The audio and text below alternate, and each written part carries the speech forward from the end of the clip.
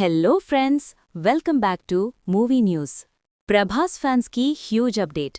కల్కి 2898 AD part 2 shooting already start అయింది అనే రూమర్స్ ఇప్పుడు సోషల్ మీడియాలో వైరల్ అవుతున్నాయి.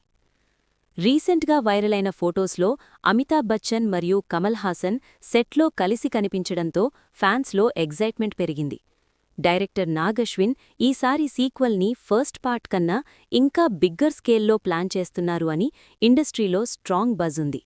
ఇంకో ఇంట్రెస్టింగ్ రూమర్ ఏంటంటే ప్రభాస్ డ్యూయల్ రోల్లో కనిపించే ఛాన్స్ ఉంది అని సోషల్ మీడియాలో డిస్కషన్స్ జరుగుతున్నాయి. అంతేకాదు, బిగ్గెస్ట్ మైథలాజికల్ ట్విస్ట్ గురించి కూడా టాక్ నడుస్తోంది.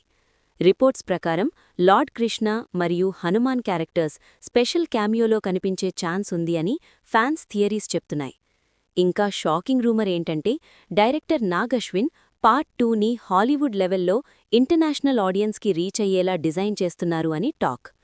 హాలీవుడ్ టెక్నీషియన్స్ మరియు VFX టీమ్స్ని కూడా ఇన్వాల్వ్ చేయడానికి డిస్కషన్స్ జరుగుతున్నాయని ఇండస్ట్రీలో రూమర్స్ వినిపిస్తున్నాయి.